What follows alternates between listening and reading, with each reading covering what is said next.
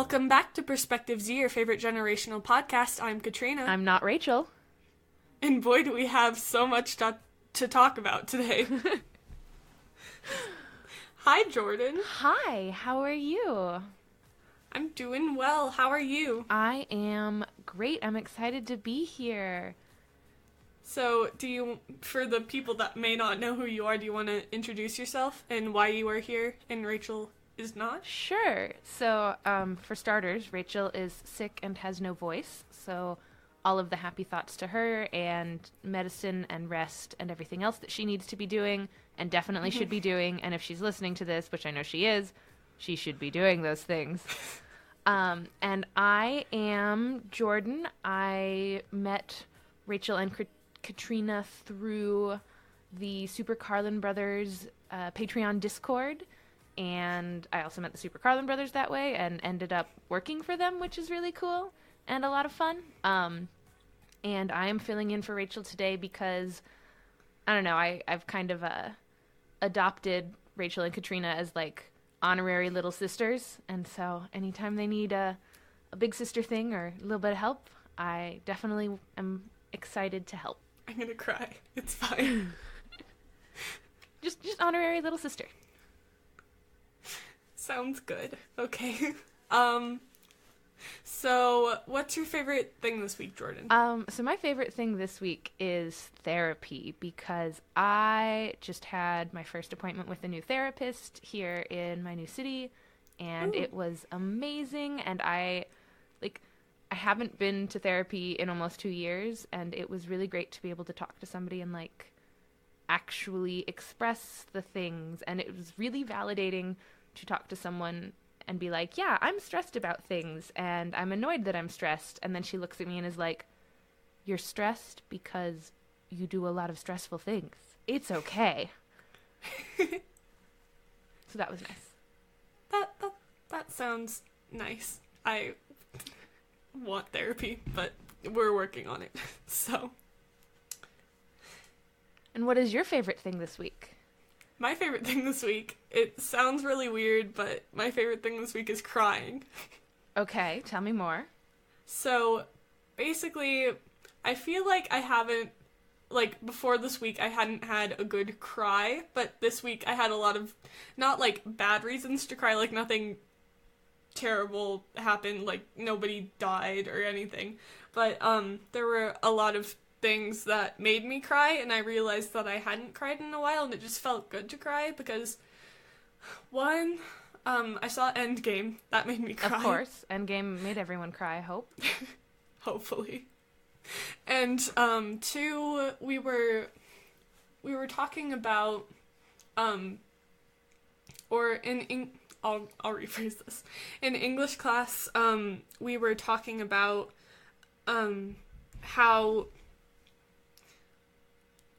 how do I phrase this? We were talking about how who you impact, like, impacts everybody else. And so my teacher played Who Lives, Who Dies, Who Tells Your Story from Hamilton. And so yep. I cried in class twice because she played it twice. And so that was interesting and a new experience. But was it the one that's at the end of the show? Or yeah. Yep. Yeah. Every single time I listen to Hamilton, I'm like, oh yeah, I'm not going to cry. This time it'll be fine. And then we get to that one and it's like, oh, nope, here it comes. Yep. Just bawling. Yep. And then she played it once where it was just us listening to it. And then she played one where it had like an animation over it. And it was showing like what was actually happening. And I cried, and everybody was looking at me like I was weird, but it's fine. You're not weird. If they don't cry over Hamilton, that's their loss. I mean, they also hadn't heard the rest of it. They just heard the last song, so that kind of... Well, maybe with any luck, you can convert them to all be giant Hamilton fans and just have your English teacher play a song from Hamilton every day.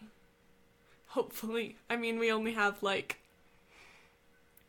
20 days left, so... Oh my gosh, are you excited? Are you excited for summer? I'm excited to be done, because this year was a roller coaster, and not necessarily a good roller coaster, but it's almost over and I'm excited. Yay! Oh.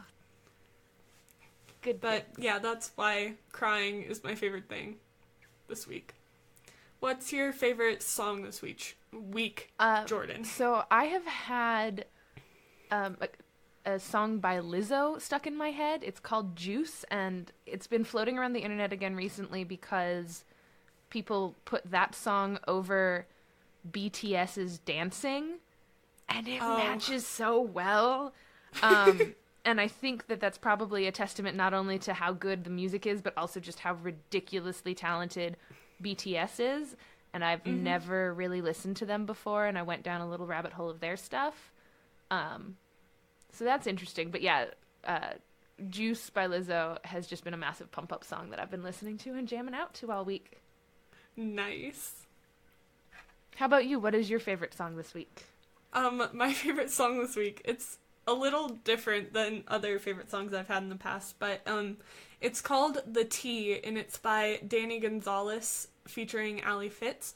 And basically, Danny Gonzalez is this like ex-Viner comedy YouTuber guy that makes comedy music for his videos sometimes, and then people were like, wow, this music that you're making is really cool, you should keep making it. And so he dropped an EP in the past week and a half. I don't know when, but he dropped it, and this song is basically, he was trying to fit as many internet culture words that we use today in a song, and it's really interesting, and it's really cringy, but it's a bop, and I love it. That sounds amazing. Oh my gosh. Oh. Yeah, it's a wild ride. That sounds so cool. I'm gonna have to check it out. And also, I'm wondering, like I might have to keep a score sheet of I understood that reference and I didn't understand that reference, and see which one I did more of. Yeah. Part of the reason why I think I like this song so much is he posted on his Instagram story, like, randomly, a few months ago, and he was like, hey, teens, what do you say? And so basically he had actual teens say what they actually said, and he tried to fit as many words as possible into this one song, and it's hilarious. That's amazing. And also, I know listening to it, I'm going to feel so old. It's fine. Yeah. It's fine. So talk to me about what's trending lately. What's exciting and new? Okay, so there wasn't a ton on YouTube trending, I think, because there was a lot happening in the movie industry, not necessarily the internet world. Well, that wasn't revolving around what was happening in the movie industry. So the one thing that I found that was trending on YouTube is the Try Guys did their summer announcement for their Summer of Try and all the things that they're doing, and I'm excited. Yeah. Are you gonna go? Is there anything close to you? I know there is one in my state, but I don't know if I will be able to go or if I will be able to convince my parents, because they don't necessarily watch Try Guys videos, but we'll see, I guess. Is there anything close to you? So there's one in DC. I believe it's mid-July, so I'm not sure if I'll be able to make it, but actually my little sister told me about this. She was like, hey, the Try Guys are going on tour. And I was like, oh, that's interesting. What are they going to do on their show? And there's part of me that's like, from a business standpoint, really, really interested in what this show's going to be, because right now the tour / meet and greet that I do with the Carlin brothers is based around movies, and then it's just a meet and greet. But so I'm really interested to see like what other YouTubers who don't necessarily have like a performance based channel would do. So I'm gonna see maybe about going to that DC one as like an intel gathering type thing. But also last year... Intel gathering. I mean, essentially, but, like, not in a way that would be negative towards them so much as just positive towards us. Yeah. And I met, last year at VidCon, I met Zach and Ned at different times. Not sure if I made much of an impression on Ned because it was at a Patreon party where there were many grown-up beverages. So he might not have remembered that much. But Zach and I talked a couple of times that weekend, and so I might just send them an email and be like, hello, this is me, and I am interested in what you guys are doing on your tour. So, see how that works. That's really exciting. Yeah. Coolest job in the world. Literally coolest job in the world.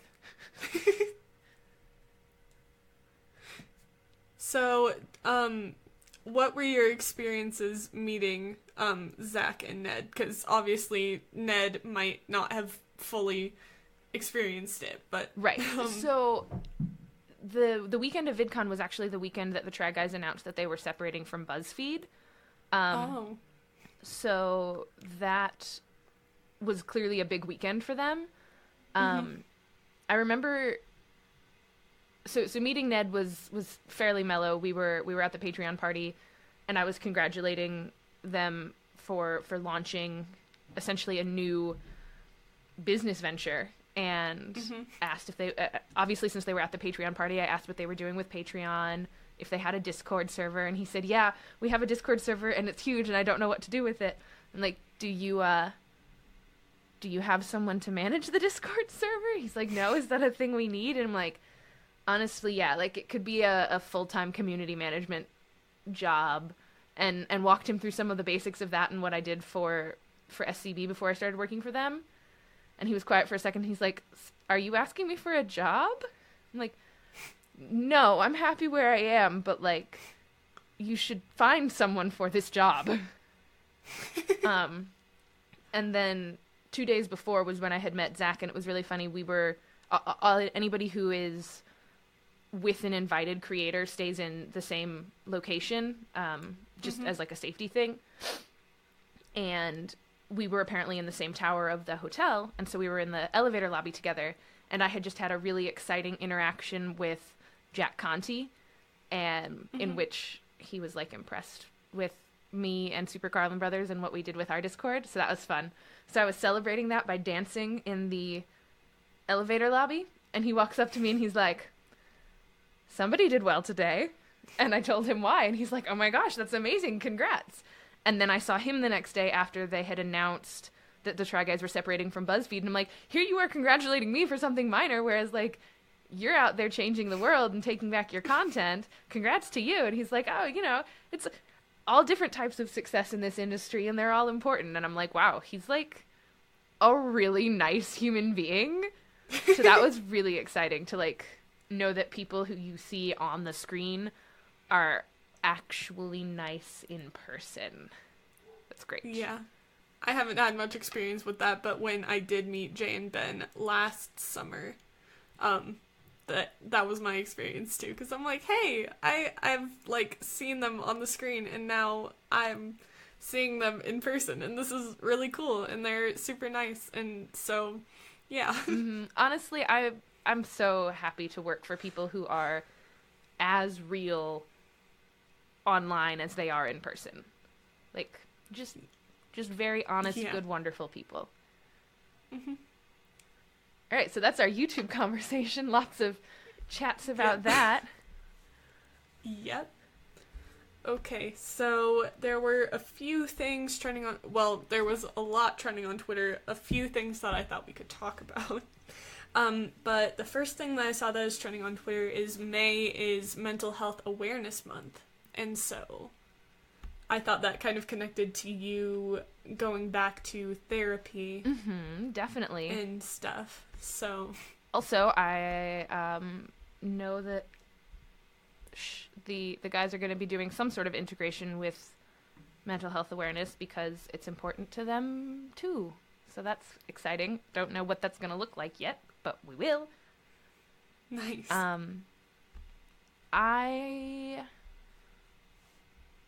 It's interesting because when I was in high school, when I was your age, I mental health wasn't really something that was talked about at all. It wasn't even that there was a stigma about it. It was just like, I don't even think it was covered in health class. Like, it just wasn't important. And seeing it talked about so openly now is really awesome, because it means that people are more aware of it and have access to resources that might not have been available to them a decade ago. Yeah. See, it's kind of interesting hearing from you, because, like, when you were growing up, it wasn't necessarily talked about, but when I'm growing up, that's a lot of what I hear about. And so it's kind of interesting to hear different perspectives. Wow. Oh my gosh, different generational perspectives. Who knew? Wow. On this podcast? Wow. It's almost like you knew exactly what you were doing when you started a podcast. Almost like that. So what are your thoughts about mental health awareness and, like, being talked about openly in media and things like that? Like, do you think it's a positive thing? Do you think it still has a stigma in certain places? What is your experience with it? I wouldn't say I've had a lot of experience with it, since I'm still a child. But I do think that there aren't a lot of people, especially on the internet, that have trouble talking about it. Like, there are a few people that, like, are super against it and don't really understand it, of course, because that's how it is with everything. But I feel like it's more easily talked about now, and I haven't necessarily... Well, when I'm talking to my friends in real life, I'm like, hey, it's something that we talk about, and, like, when we're struggling with it, we don't, like, stress about telling each other, because it's something that happens in the world, so we're just talking about it. But it's not something that you would talk about with anyone, because it's something deep and personal, obviously. But yeah, I feel like it's easily talked about in certain places with certain people. But yeah, that's good. And would you feel comfortable, like, talking to your in real life friends if you thought, and if this is too personal, obviously don't answer, but, like, if you were struggling, or if you thought one of them was struggling, would you feel comfortable approaching them? It depends on the situation, because I know a few of my friends struggle with different mental health problems, like anxiety or depression or something. And so if they felt comfortable talking about it, I feel like it would be easier to talk about it. But if they were very defensive about it, like I know a few of my friends are, I might talk about it cautiously, but not necessarily more in depth, whereas if people were more open with me, then it'd be easier. That seems like a very mature and nuanced response. And I'm just sitting here thinking, like, gosh, if I had my life figured out like you do when I was your age, I'd be running the world by now. All right, what else is trending today on the Tweeters? There is one more thing, and this isn't something that I had heard a lot about. I just saw that it was trending, and I was intrigued by the title. It's called, the Twitter moment is called "The Rise of the Lady Backpack," and so it's just talking about how a lot of women have been thinking more about how, like, they're perceived. Like, if you're a woman and you're wearing a backpack, then you're considered, like, less mature, because backpacks are for, like, school students or whatever. And so they felt obligated to carry a purse, but they couldn't fit everything in their purse. So they're just taking back wearing a backpack as something that isn't looked down upon, I guess. Yep, that's a thing. The purse that I carried in my last job was big enough to fit my Chromebook and a planner that, like, is full-sized and was obnoxious to carry everywhere. I bet. But, yeah. I mean, I haven't had much experience without having a backpack because I'm still in school, but I thought it was great that people were thinking about how effective transporting different things should be, and not how, like, culturally, like, they were thinking more about comfort and, like, less shoulder pain than focusing on what the world was thinking about, oh, this woman isn't carrying a purse, she isn't feminine enough, or whatever. Are you particular about the type of backpack that you have? Like, does it need storage for certain things, or are you just the type who throws everything into the same compartment and move on with life? I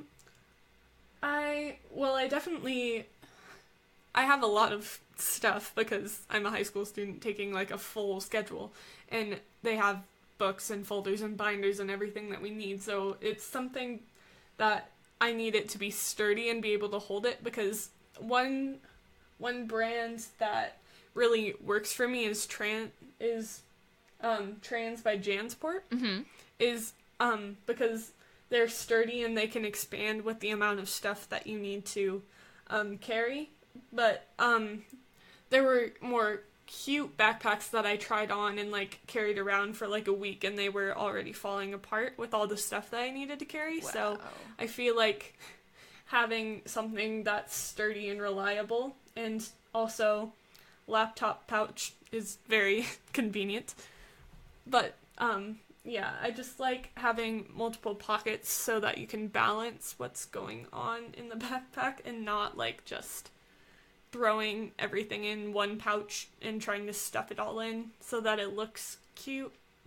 Have you ever weighed your backpack before? Like, I did like in middle day? school.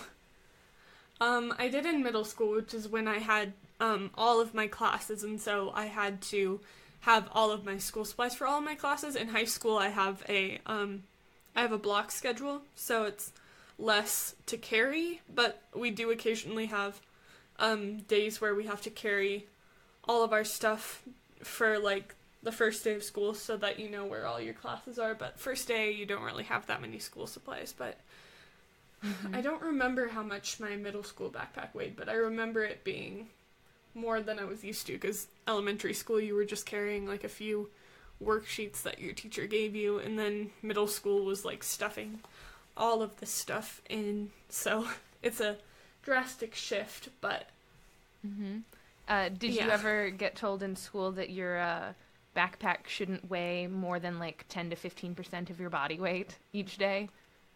No. Yeah, I remember that was a thing, like, that pediatricians came out with shortly after I graduated high school, that was like, yeah, backpacks ideally shouldn't weigh more than 10% of a kid's body weight, and no higher than 20%, or it's going to start causing damage.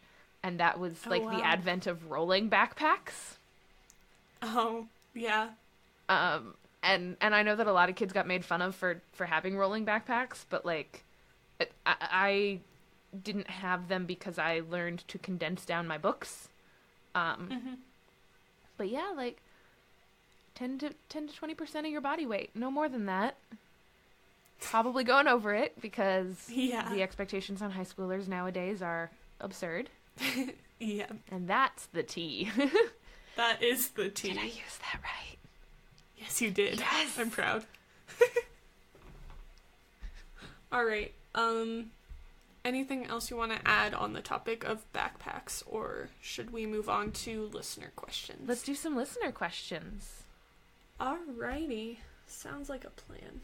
So our first question is from @StoryDiver. Hi, Jess. And she asks, if you could change your name to anything, what would it be? And a related question is, what do you think of the unique names we are seeing more and more of? I don't know. When I was younger, I did not like my name. I got teased a lot for it because, quote, Jordan is a boy's name. And so I thought about, like, trying to go by my middle name, which is Elizabeth. But I don't know. I think I finally have embraced my name. It only took me, 29 years to finally love it, but I really do. I don't think I'd change my name. How about you? Would you change your name? There are times where I've thought about it because I know in elementary school, I don't know where this came from, but I really wanted my name to be Emily because it was something like more normal and more short and more like I think it was because there was an American Girl doll that I had like a miniature version of, and her name was Emily, and I was like, that's a short, easy name. And in elementary school, I was made fun of because my name's Katrina, and they're like, oh, like the hurricane? So every time we had like a weather or a science project, they're like, oh, you should do it on hurricanes. So in elementary school, I knew a lot about hurricanes. So I wasn't a super big fan of my name, but I did go by Trina for the first...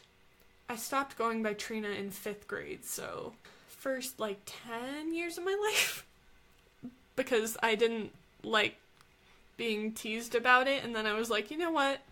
I'm just gonna go with it. And so, yeah. Mm-hmm.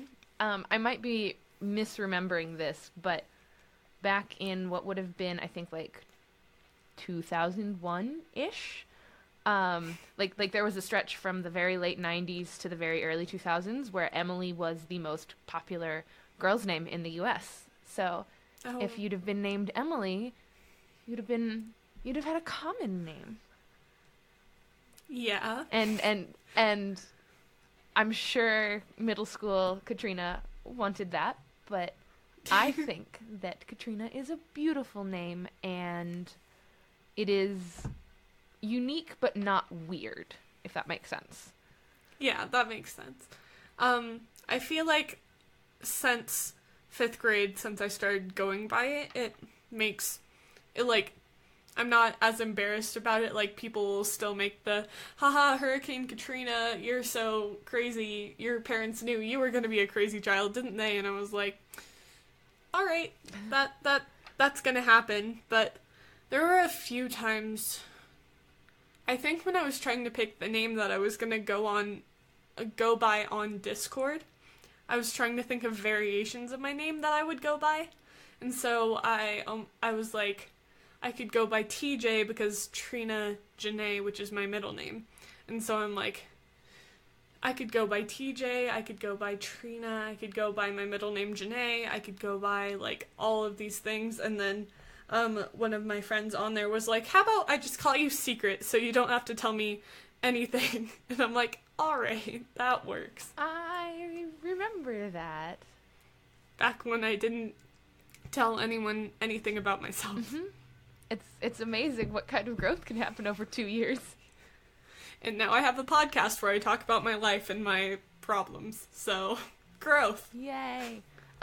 Any thoughts on unique names? I think, well, obviously when generations change, you're gonna have more different, more diverse names, and I know a lot of people are naming their children after fictional characters and stuff, because I have a friend whose name is Hermione because of Harry Potter's Hermione. Yeah. And so there are, I feel like it's gonna be a new I don't know the correct word for this, but a new phase of names, because since we're being more exposed to more fantasy type stuff, they're gonna be more fantasy type names. I know Crystal, and that's the only one I can come up with right now, but yeah. Yeah, that could be really interesting, but also in 60 years from now, a lot of people named Hermione will be grandmothers. And that's such a weird thing to think about, naming trends over time, and just how right now we might think of Marge and Ethel as being really, really old people. But in 60 years, our great-great-grandkids are going to be like, wow, Hermione, you must be really old. Yeah, because I know that is how that's how I feel with my grandparents' names, because they are very different. Mm-hmm. But it's something that might have been more normal back then. Mm-hmm. All right, should we jump to another question? Sure. So at Tori Wood, hi Tori. Hi, Tori. She says thoughts on the word rinsta and also just finstas in general. So, the old person in me is gonna require some defining. Okay. I think I know what they are, but like, I'm old. Okay, I got you. So, I personally don't use Rinsta or, like, Finsta more, but not as much, but the Insta part is obviously for Instagram. Mm-hmm. And the R in front of Rinsta is real Instagram. And then Finsta is a fake Instagram, and I'm not really sure which one is which, but Finsta is like a fake account that you give certain people, like give their parents or whatever, like, oh, this is my life, and then on their Rinsta, I think it's the other way around, because they have the Rinsta where they're acting all real, but the Finsta is where they're their actual self. So they're hiding stuff from their parents, and so my parents follow both of my Instagram accounts, so yeah. I don't use the word Rinsta or Finsta. I use main and spam. Those terms I've definitely like, heard before. Yeah, but I have never heard anyone say Rinsta before this week when I think Ethan was talking about it on the Bacon and Eggs Discord. But Finsta I've heard more often, but still not as often. Mm-hmm.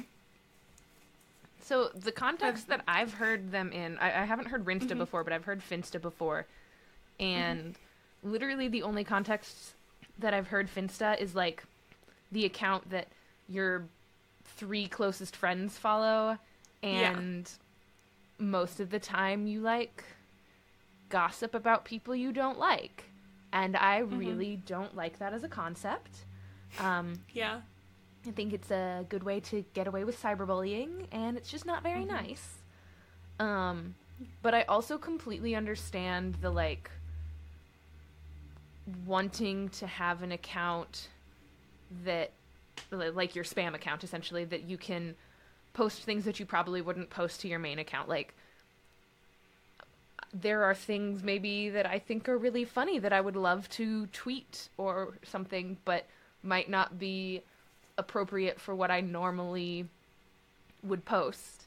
And so I know that my sister has a spam account that I've sometimes asked her to like tweet something really funny but absolutely far too inappropriate for my main account. I'm just like, this is funny and I think that it should exist in the world, but I can't make it exist in the world.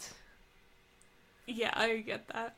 Because I have main and a spam, as I said before, but the spam is where I post all the, like, I feel like it's my blooper reel for my life, basically, because I did a photo shoot with my brother in the park next to my house, before I turned 16, because I had to be that person and be like, wow, I'm 1 year older, wow, but, he had some really good shots and some really bad shots, and so I posted the really good ones on my main so that I don't look insane to people, and then on my spam I had all the, like, really weird faces and stuff. Nice. So, yeah. That's fun. Now, here's a question for both your main and your spam accounts. Do you have people request to follow?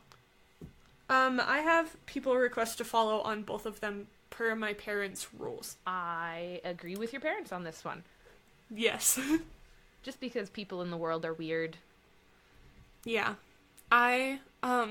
Originally I had a private Twitter account, but the reason why I got a Twitter was to interact with, like, my favorite YouTubers, my favorite, like, social media people. And so I was like, oh, if I have a private account, they can't see what I tweet them, so I asked my parents if I could have a public Twitter account, and they're like, oh, sure, because you're using it to connect with people, and this was when I was in the Discord, and so they were getting more used to me interacting with people I didn't know and stuff, so. But it's also, like, in my thought space, like Instagram and Twitter definitely have different purposes. Like Twitter is a more interacting with other people platform, whereas Instagram's more like a, here is my life.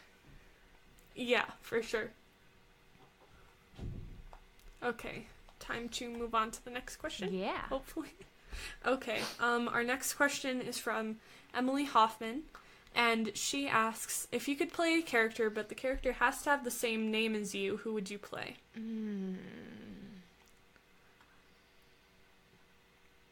I don't know many other Katrinas. Yeah, I was gonna say, is there like a... I could be the hurricane. Yeah.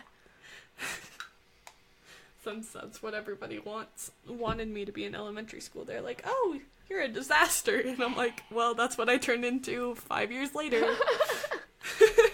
I'm trying to think. Character named Jordan. I mean, there could be girl or Right. boy characters named Jordan, so. I mean, if we talk semi-real life people, there's, what's her name? Jordan Shaloub, who used to work for BuzzFeed and did all the CrossFit stuff. I'd like to be her. She's jacked and just in such great shape. If I could just magically have her strength without having to do all the work for it, I'd be there for it. Nice. Yeah, I don't have a better answer to this question. I'm sorry. Yeah. I'm, like, looking up characters named Katrina, but I don't think I haven't had a lot of characters named Katrina that have been in my sphere of media or anything. Mm-hmm. There was a character named Katrina in the sequel to The Giver by Lois Lowry, but I haven't read that since, like, 7th grade, so I don't remember. There's a sequel to The Giver. Yes, but it's not connected to the, like, I only read the first one and the second one, I think. Okay. I think this is what it's a sequel of. Let me check, because it's Lois Lowry, so it's The Giver. And there's I think it's 4 books. What? But I only read the first one and the second one, and I didn't see any connection, and so I didn't read the other 2. But I didn't like the second one as much as I liked the first one, obviously, because the first one was a great book that connected deeply with me in my childhood, and then reading it, the supposed sequel, like 5 years later, I was like, oh, this isn't as good, but that's how most sequels are. Very rare So. that a sequel is better than the original. Take that, younger siblings. I feel like if Rachel were here, she would easily be able to answer this question, because there are a lot of Rachels in everywhere. Mm-hmm. Popular media. But we might have to have her answer that next time. Yeah, that's super interesting. Should we jump to the next question? Sure. This one is from Dragonlance447. Do you have a go-to karaoke song? I have actually never done karaoke, like in a formal karaoke setting. So I wouldn't say that because I haven't done karaoke. I have songs that I sing to myself in the car, but I don't know if those would be considered karaoke songs. Well, what's your favorite song to sing in the car? Well, there's a lot of good songs out there. I know my go-to karaoke song, where 2 characters are singing karaoke, is Start of Something New from High School Musical. Yeah! That's a fun one. Yeah, fun fact, for my 2nd grade class talent show, I sang both parts to that song. Yes! In front of my entire class. Oh, I love it so much. That's fun. Yeah, it was rough trying to sing both parts, but, you know, it happened, and I don't have any evidence that it ever did happen, except for me saying it right now, so. I'll say that for a lot of karaoke places, I will default to, like, something that I feel like people will sing along with. Lately, it's actually been some Disney songs. I think I did, like, I'll Make a Man Out of You a couple of months ago at a karaoke thing, because it was just like, everyone's gonna get into this. I say a couple of months ago, and then I realized it was at least a year ago. Wow. Wow. Time is a thing. Yeah, it moves forward. Surprisingly. Yeah, I don't think I would ever have the self-confidence, but I say that as I've grown greatly in my self-confidence in the past year, so we'll see. Well, I think you're awesome, so I hope that continues to grow. Thank you. All right. Our next question is from Sincerity, and she asks, what is the best single bit of life advice you have received, and did you follow it? Oh, gosh.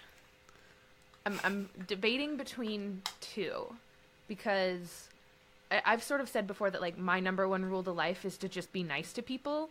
And obviously I can't say that that's a piece of advice that I came up with. I would say that it was very much impressed upon me by my mom. Just like, being nice to people costs nothing. And I try to follow that. But really the best piece of advice I've ever gotten was from my grandfather, my mom's dad, who said, if you're ever stuck in a situation where you don't know what to do, pick the hardest choice. That's probably the right one. And every single time I have employed that advice, it's been very difficult. And every single time I've done it, I've looked back and been like, yep, that was the right or the best decision when I did it. So that stinks. How about you? Good life advice that you've gotten? I know that I've gotten good life advice, but as soon as I saw this question, like, it all left my head, and I was like, okay, that's great. There is some not very serious life advice from my dad, because of course it's not serious. But he said that, if you're ever, lost in a forest and nobody's around, then you just, always have a deck of cards with you, and then you start playing solitaire, and then someone will eventually come along and be like, you can put that 2 on that 3. So, I can't say I followed that advice because I've never been lost in a forest with the deck of cards before. So, well, the next time you're lost in the forest, definitely. Yep, I'll make sure I have a deck of cards. And I would say the be nice to people thing too, because that has been impressed on me by you and my parents and my Hufflepuff side of me, which is very big because I am a Hufflepuff. Hufflepuffs are particularly good finders. Yes. Yeah. Okay, so this next question, I feel like these next 2 questions really are geared more towards me. Yes. Especially because they are from at LMC222, Melnick222. Your mother. Yes. Hi, Mom. And they say, how did you decide on college? And when you look back at high school, what did you think was important that in hindsight you realized wasn't a big deal? So how did I decide on college? Sorry in advance, Mom. I wanted to get away from my hometown. I just far away. So I was from Illinois and I applied very far away. And then the school that I ended up going to was the one that gave me the best scholarship. What I will say for people who are stressing about college right now is, if you find a school that has a decent program of what you want to study and is in a place where you might want to live for a few years and you can afford either with scholarships or with a reasonable amount of student loans, because basically everybody has student loans now, that'll be a good school. You will find people in any school, in any group, in any community who are your people. And picking, quote, the right college isn't a thing. It just doesn't exist. I don't know. Are you stressing about the college decision? I'm not sure if I'm not stressed about it or I'm repressing my stress about it, because I'm a sophomore still for a few more weeks. 21 more days? And so, yep. And so I'm like, okay, I don't really have to stress about it. Like, I've thought about it for sure, because there have been colleges that have been sending me emails and, like, actual mail, and they're like, hey, you should come visit our college. And I'm like, okay, that's a thing. And I started getting college mail freshman year, and that is when I started getting stressed out about it, because I'm like, oh, I'm in high school now. I have to start actually thinking about what I want to do. But I think I have a good idea of what I want to do, but I don't know if which schools would have a good program for that. Mm-hmm. But, I'm not somebody that's been trying to get super far away from home, because my state is the only place where I've ever lived. Mm-hmm. And all of my family is in this state, so it's not like I could go travel and visit my other side of the family, because both sides of the family are in my state. But I feel like my parents don't want me to leave. And they also tell me in school that it's easier to get, like, a full ride scholarship if you have good grades and you stay in state. That's true to some extent. Like, Yeah. I got 0 scholarship offers from the University of Illinois. None. Yeah, but I've been thinking about it more since I'm trying to find a job so that I can raise money for trips that I'm going on and possibly college. Well, I'm going to college. Right now, I think I'm going to college. I'm not going to make any commitments that I'm sticking to. But, yeah, that is how I'm doing right now when it comes to college planning and stuff. Mm-hmm. Also something, like a piece of college advice, even if you stay close to home, I very much recommend that everybody, if you can financially afford it, to at least live on campus your very first year. Mm-hmm. There's something really interesting about, like, being not at home for a time, because, like, it essentially forces you to grow up in ways that you might not have thought that you needed to. Mm-hmm. Even little things like doing your own laundry, if that's not something that you've done before, and, like, getting yourself on a schedule with things like that. It's just a huge help for maturity things. Some of my friends didn't stop living at home until after college sometimes, or at the very least later in college, and then suddenly you're 22 years old and don't know how to wash your sheets. And that is just always a surprising thing. So, like, a little bit getting thrown to the wolves and having to figure out some of this on your own. And, like, even today, I still have, like, a group text with my mom and my sister that we call the Certified Adult Training Program, because our mom is the certified adult, and sometimes I still feel like an adult in training. But, like, I have a lot more ability to do things just because I had that experience of not being at home and figuring stuff out on my own for a little bit. Mm-hmm. All right, what about the second question that my mom asked? Yeah, the looking back at high school, what did you think was important that in hindsight you realized wasn't a big deal? Yeah. Almost everything.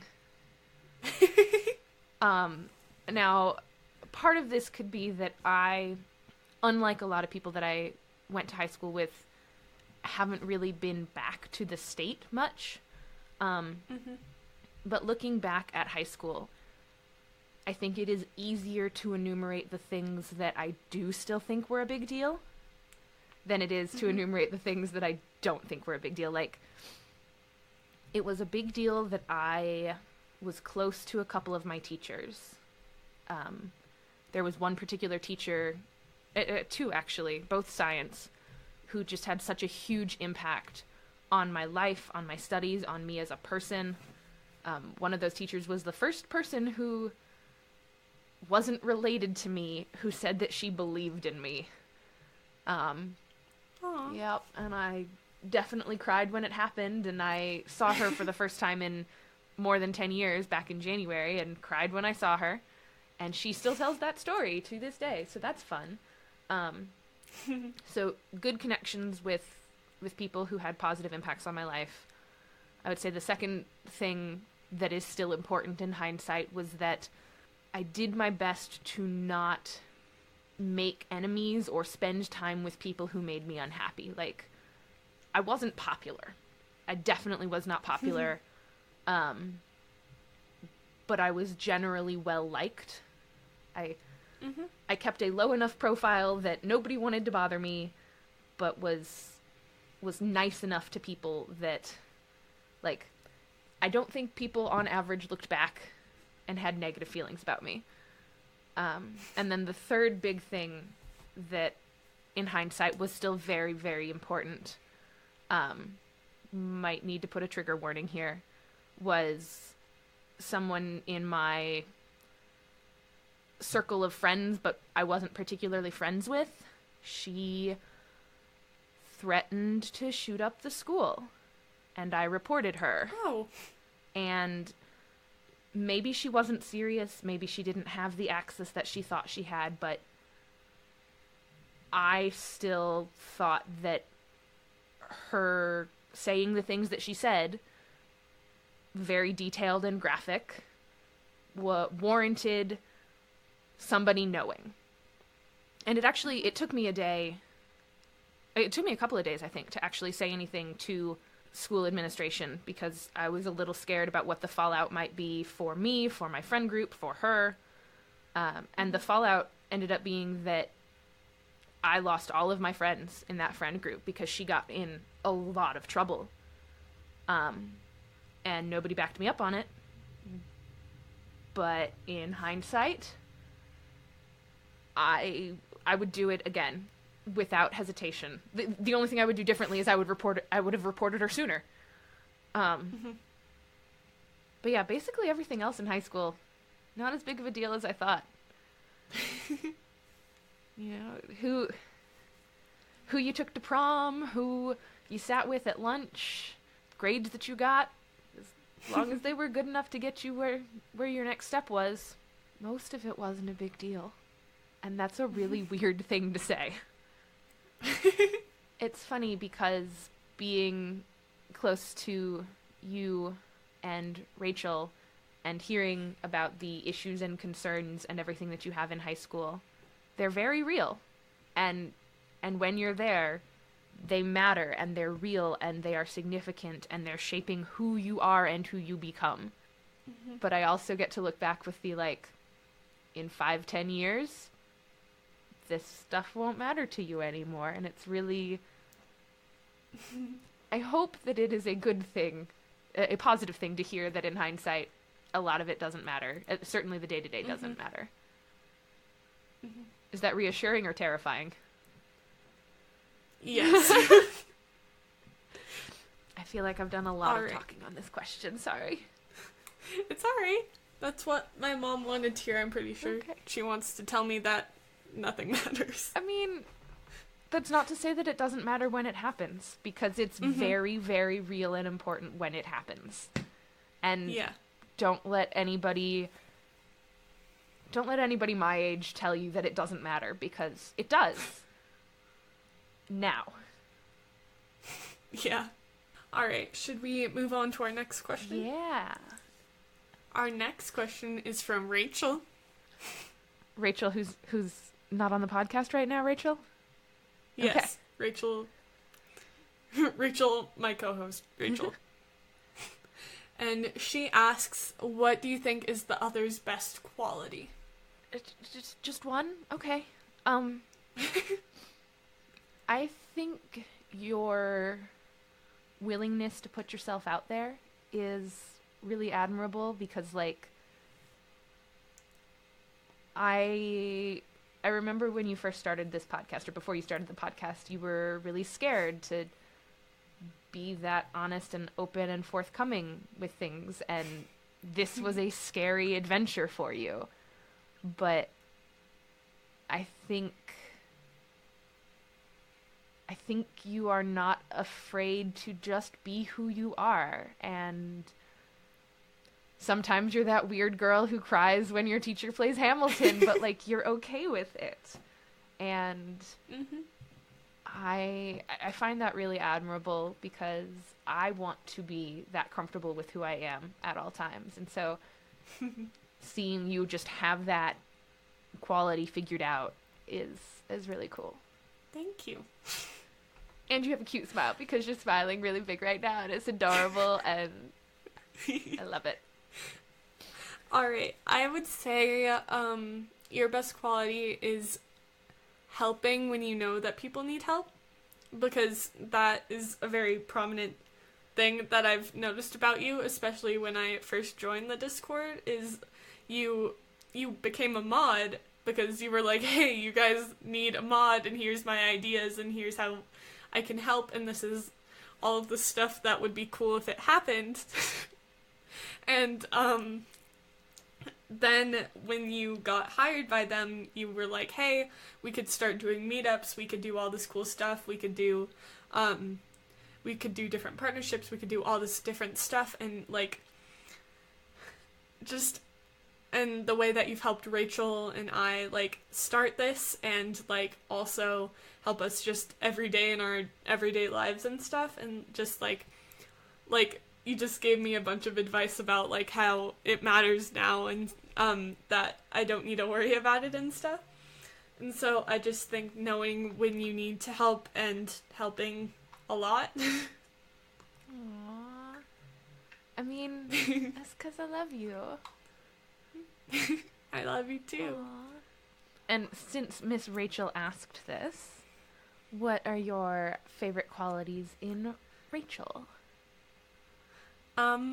My favorite qualities in Rachel, and this is kind of ironic since she lost her voice, but she has a way with words, and she knows what to say and how to say it, and, like,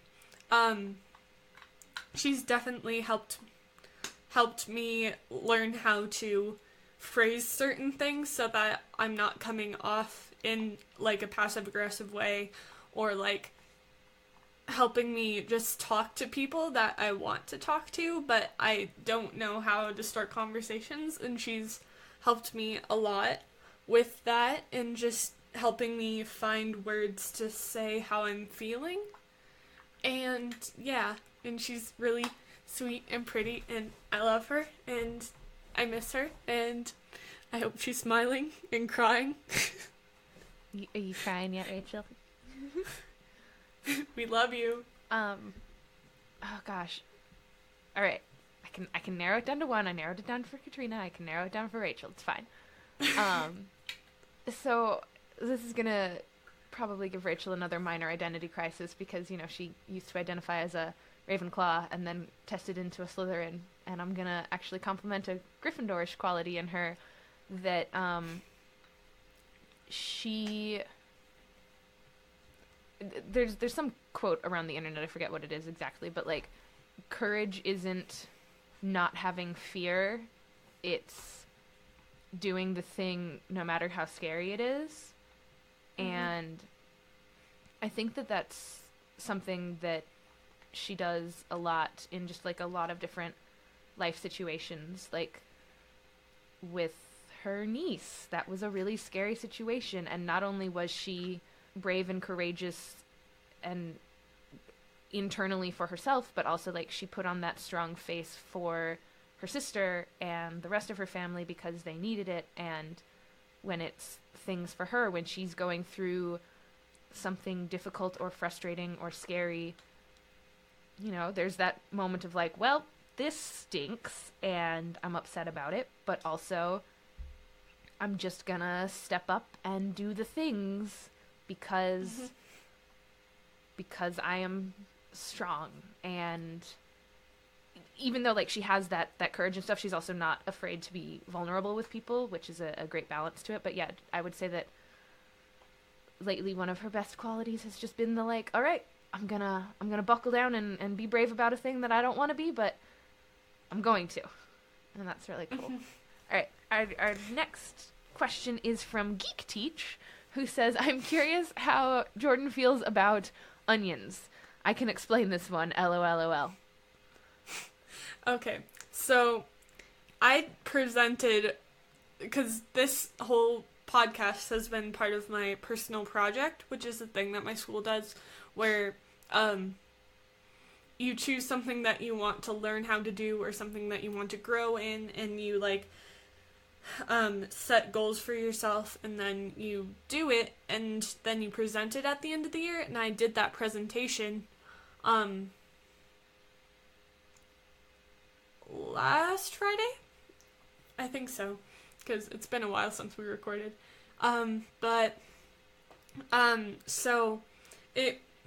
So you would be at a table. It's kind of like a science fair setup. So like everybody would have their own like separate little thing. And mine, I had like everybody had their name and like what their essential question was or what they were doing.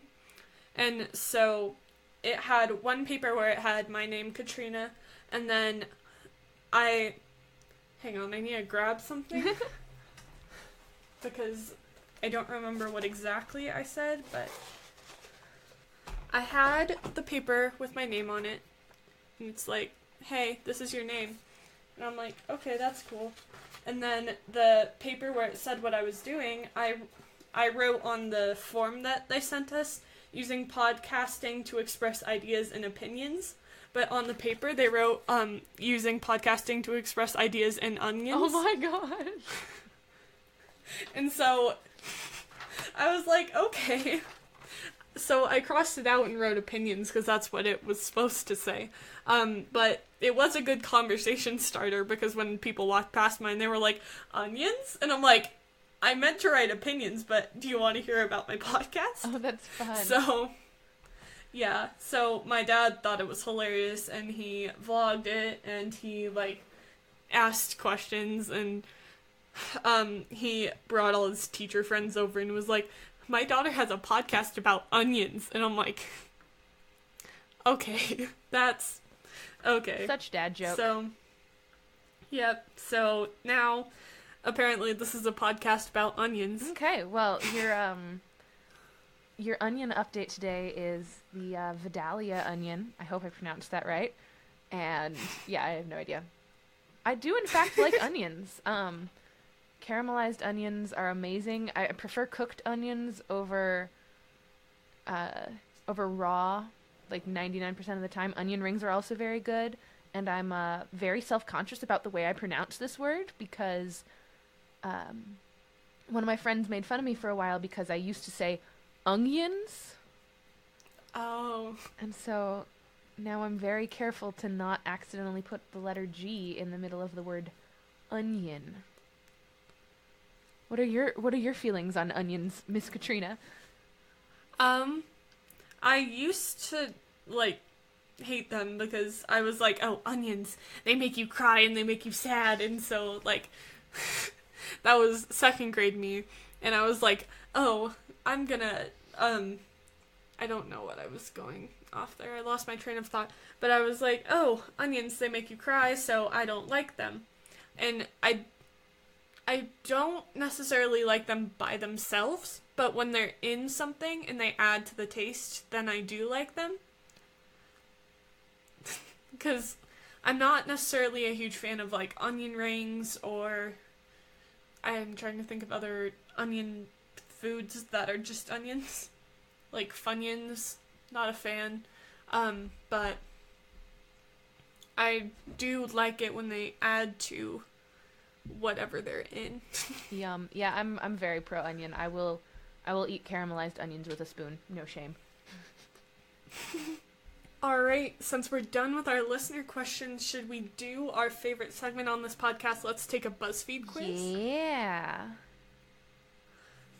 Do you want to tell our audience what our BuzzFeed quiz is this week? Since you picked it. Sure thing. So I guess I didn't realize that you hadn't watched Game of Thrones. So it's alright. Okay. But so this one says, we know which Game of Thrones and Harry Potter hybrid house you belong in. So like, walking into this, I have something in mind, and I'm mostly curious to see if I will get that. Because obviously we're both Hufflepuffs, so we expect probably to get Hufflepuff. And then I a little bit don't know what to expect for Game of Thrones. But I'm hoping for House Stark. And for those of you who don't watch Game of Thrones, House Stark is the house that like Sansa and Arya and like the awesome lady folk from the north are from, and they are very strong and independent in that house, as well as their dad, Ned Eddard Stark, was very like, I don't know, the classically moral, upright person in season 1. So I'm hopeful that I'll get that. When we go through these, do we say what the questions are and what our answers are, or just what we got? Yeah. Okay. So we do, we go back and forth asking questions, and you read all the answers, and then usually it takes a while for us to pick stuff because we're indecisive teenagers.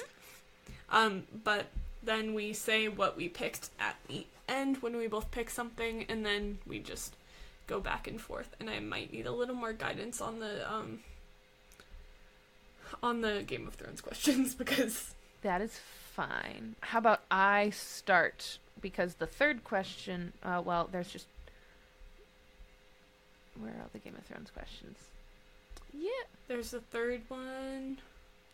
We'll figure it out. I can explain who characters are. Or we could also pick a different quiz if you would rather. No, this works. Okay. All right, you can do the first question. All right, so the first question is, which Hogwarts... Take 2. Try again. Which Hogwarts class will you 100% ace with flying colors? So we've got Defense Against the Dark Arts, Charms, History of Magic, Potions, Transfiguration, Astronomy, Care of Magical Creatures, Divination, Flying, Alchemy, Apparition, and Frog Choir. Is there one that jumps out at you immediately? I mean, usually when I do quizzes with this kind of thing, I usually pick either Defense Against the Dark Arts, Charms, or Transfiguration, and usually not all of them are on the quiz, so I just pick whichever one is on there, but all 3 of them are on there, so... Ooh. So wand work heavy, is what you're saying. Yeah, I feel like this kind of connects back to when I first read Harry Potter. I was like, oh, I'm Hermione, and because Hermione is the girl, the smart girl that knows how to do everything, and she's good at Charms and Defense Against the Dark Arts and Transfiguration, so I must be too. And then I never changed from that, except I changed houses multiple times. I feel like the one that jumps out for me is probably Potions, just because like I used to do sciencey things, and I feel like those things are very similar.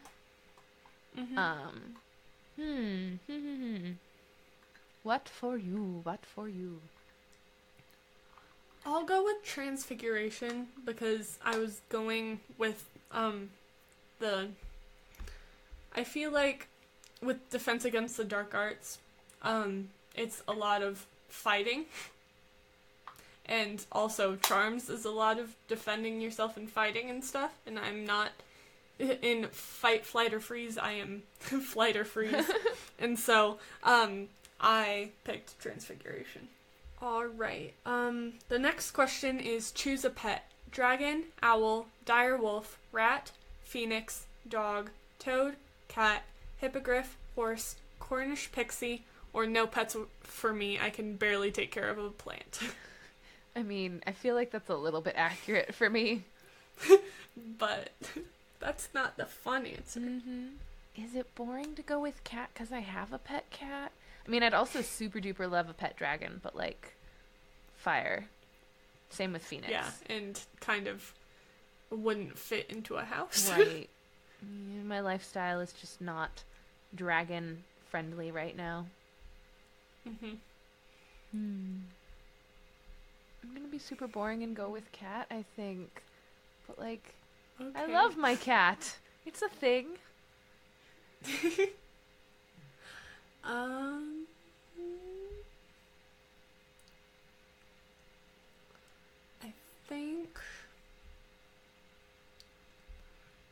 I think I'm gonna go with owl because in the Harry Potter universe, owls are very useful and also very capable. And I'm trying to think of words that aren't synonyms for capable, but yeah. And they're also really pretty. Yeah. And on the quiz, they've got a beautiful picture of Hedwig, Snowy Owl. Very pretty. Yeah, very pretty. All right, question 3 says, who will fight by your side in the Battle of Winterfell? And so there are 12 characters. So Tyrion Lannister is the first one. And he's, trying to condense everyone down into a couple of sentences. Tyrion is very much like the intelligent character. His motto, I guess, for a little while was, I drink and I know things. Arya Stark is the next one. She started out the show as like a super duper little kid who, after witnessing some very gruesome things and deciding that she did not want to be a girly girl, like she didn't like that her sister was a girly girl. She's like, I want to be the tomboy. And so she got really good at sword fighting and then became a very deadly character. And that's super cool. Jaime Lannister is the next one, and he's very like family loyal, I would say, is his biggest trait. But he also has a streak of like survival is more important than family, but family is probably the most important thing for him. Lord Varys is the next one. He is very, very smart and kind of cunning, I think would be a good term to describe him. But he also tends to be the type of character who will like still do everything that he does with a smile in a way that like even if he's plotting against you, you still feel positively towards him. Brienne of Tarth, I think, is like a grown-up Arya Stark. Like, essentially I am tough and I work hard and I am very good and strong and good at fighting. And, you know, I'm a woman in a man's world doing my best to be as strong as I can. Jorah Mormont is very loyal to the character that he loves and has loved for forever, even though she doesn't love him back. But not in like a super creepy friend zone guy type way, but more in a like, you are deserving of my respect and stuff, so that's cool. Bronn is a mercenary, and I would say that he's friends with Jaime and Tyrion from that top row there, but also very much will do what he needs to do for the right price. Davos Seaworth has been in a bunch of different battles and done very little in them and still somehow survived just by smarts and luck, just like, all right, and I'm going to be out of the way over here, and let's be out of the way over here. And a very good strategy. Tormund Giantsbane is probably one of my favorite characters in Game of Thrones. He is a very blunt and honest person, but like just in a very straightforward way. Like, these are the things that I like, these are the things that I don't like, this is who I am. And he's very comfortable with all of those things. Miss Sandy is, she is very, very smart, works as, like, an advisor / translator for Daenerys Targaryen, who's one of the other super big characters. And she uses her brain as her best weapon. Yara, I know less about. Family is a big deal to her, but only family who, like, deserves and earns her respect. So, like, she's really close to and supports her brother, but her uncle is a terrible person, and so she doesn't support her uncle. She also is from the Iron Islands, which, like, traditionally are very stubborn in who they're led by, but she was the leader of them for some time as a woman, which is uncommon in most of HBO, or most of Game of Thrones. And Samwell Tarly, last one on this list, he uses books as his weapon type thing, and is very, very smart and kind of wimpy, but has also lucked his way into massive success a few times. All right, I think I explained everyone as well as I could. All right, thank you. See, based on your descriptions, I feel like I relate to some of these characters more, but I don't think I would want to fight by their side since I am not the most strong-willed fighting person. So would you want someone who would be more likely to, like, defend you / lay down their life for you?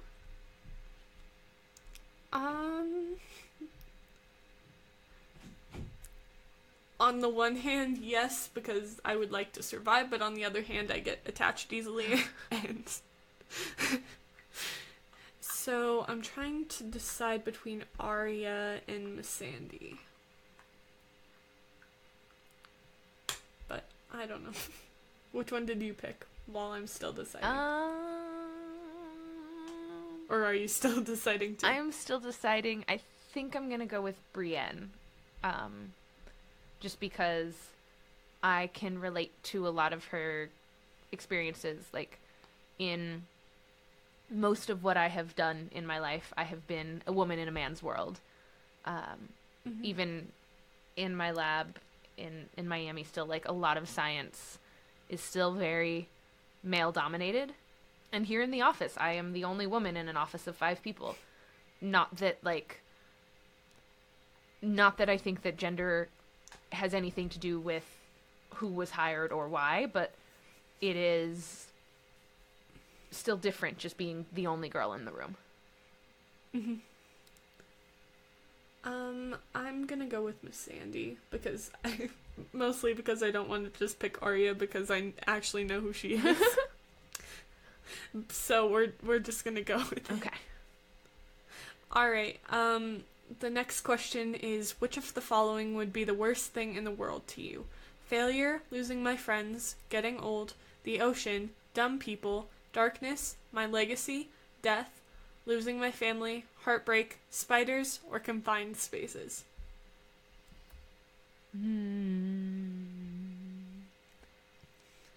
My legacy is a weird one. Do they mean losing my legacy or, like, something bad happening to it? Because legacy doesn't necessarily seem like a bad thing. I don't know. No, I would say probably something bad happening to it, but I don't know. It's definitely not the one that I'm picking. I'm just confused by it. Yeah. I'm torn between 2. And are they similar ones? Are you also torn between those 2? I was torn between 3, but I chose the other one for a different reason that I'll explain when we're both done. Okay.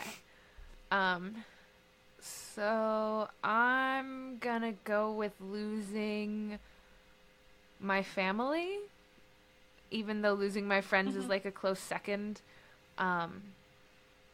Because I don't know, and it's weird because I would say that the people in my family are my friends. And there are some friends who I'm so close to that they have essentially become my family.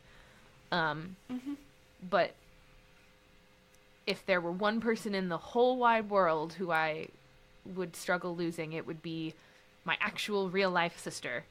And like, yes, we are friends, but I think like we're family first or whatever, so I'm gonna go with family for that. All right, so I was struggling between losing friends, losing family, and failure, but because I would struggle losing my family and my friends, obviously, because as we said before, I'm attached easily. But I said failure because I don't like disappointing people, and that's why I ask people for help a lot, because I don't want people to be disappointed in my actions, and I don't want people to be disappointed in what I value and stuff, and so I feel like failing would cause people to be disappointed in me, and so yeah, that's why I picked failure. But also, I don't know what you could possibly do that would make me disappointed in you. Oh. All right, the next one says, choose a character to bring back to life, and it's about half Harry Potter, half Game of Thrones. So the first character is Hodor from Game of Thrones, and he was a not particularly intelligent, very, very loyal friend, servant, worker person. Second one is Fred Weasley. Third one is Shireen Baratheon. She was the daughter of somebody who thought he had a claim to be the king, and she was killed in a very gruesome fashion by her dad because he started believing in like dark magic. So that's fun. Next is Severus Snape from Harry Potter. After that is Khal Drogo. I think he was only around for like the first couple of seasons, but he was the first love of Daenerys Targaryen, the girl with the dragons. And initially he was not great to her, and then after they like connected more, he was good and thoughtful and supportive and stuff like that, I guess. Next is James Potter, Harry Potter's dad. After that is Ned Stark, the dad of, well, spoiler alert, dad in quotes, of everybody in the Stark family. And he was the character that I described early on as being like the very morally upright character.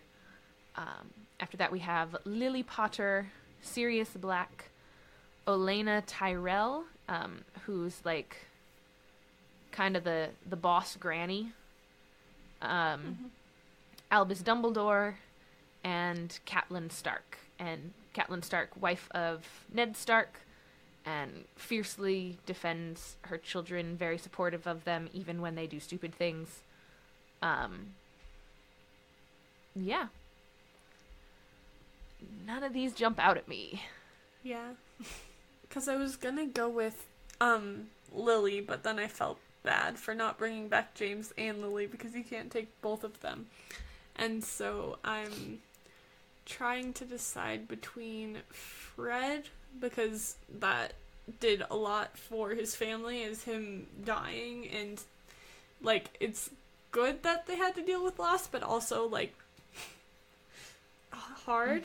And then Sirius was like the only father-ish, well, not the only, obviously, but like the most prominent death for Harry that was like a father figure to him in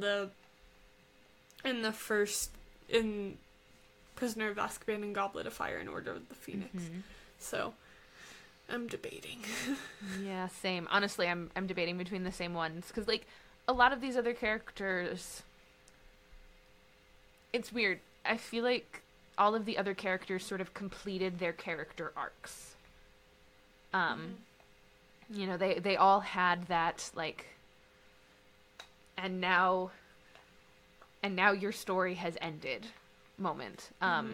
Maybe the only other one that I could argue sort of had a story arc cut short was Ned Stark, but also it was sort of his story arc being cut short that started a lot of the events of the rest of Game of Thrones.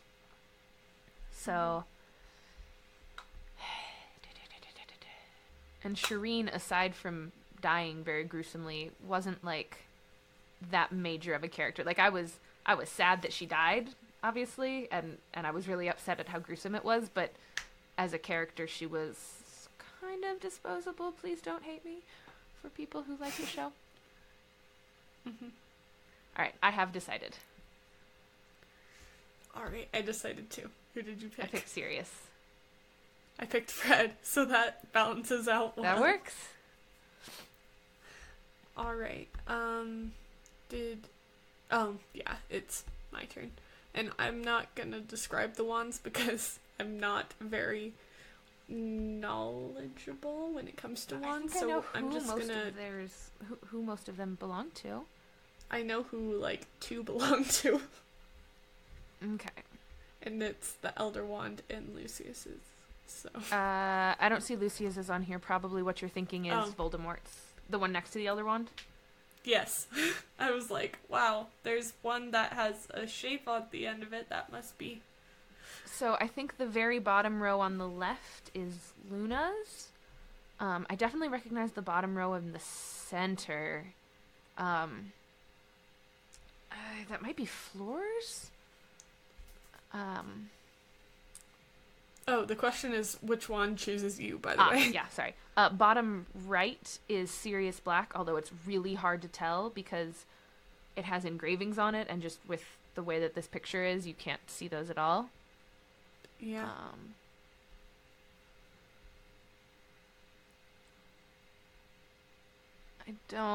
I mean, is the whole point that you're just picking one that looks pretty, or do you think it's like these are who they belong to? I think it's saying which one jumps out at you. Because it says which one chooses you. So... I think the top center might be Hermione's. And maybe the top left might be Harry's. It's kind of hard to tell. Yeah, I picked the one that I thought would work most for me. So, I'm gonna pick the one that's Luna's because it's just so pretty. Yeah. All right, and finally pick a Game of Thrones castle to live in. I think that it can be determined by looking at the pictures, and I don't even need to tell you what everything is. So there's the Eyrie, Winterfell, the Red Keep, Dragonstone, Casterly Rock, Highgarden, Pike, River Run, Bear Island Castle, Castle Black, the Citadel, and Horn Hill. Gosh, these castles are so pretty. And if you have any questions about any of the castles, I will do my best to answer who lives there and that sort of thing. I think I'm just gonna go off of which one's the prettiest. It's fair. I picked Bear Island Castle because I like the water going around it and how it's...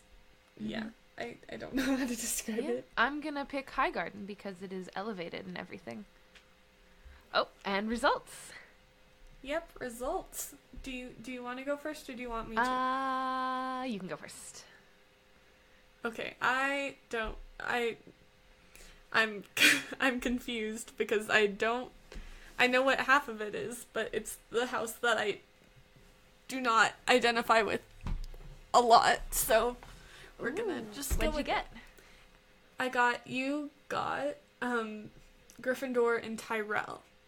You are incredibly ambitious and are the type of person who sees through to a goal, even if you have a long-term plan to reach it.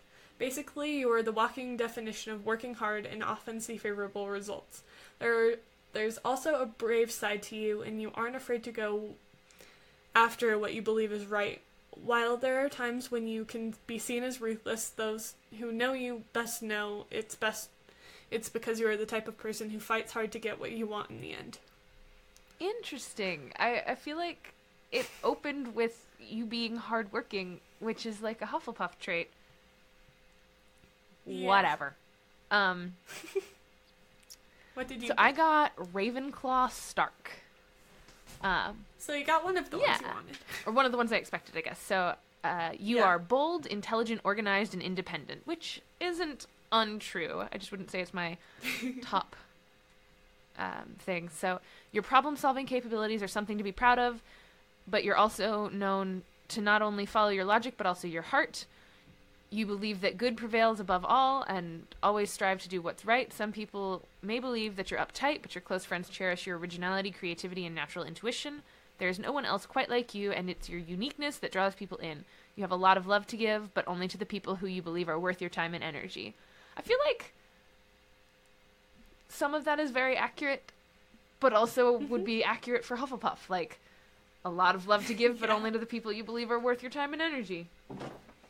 So, I question their sorting methods a little, but We're just gonna go with it. But as with all personality tests, you pick out the pieces that you think match you the best. Well, that's fun. Alright, since this episode is getting longer than usual. Sorry.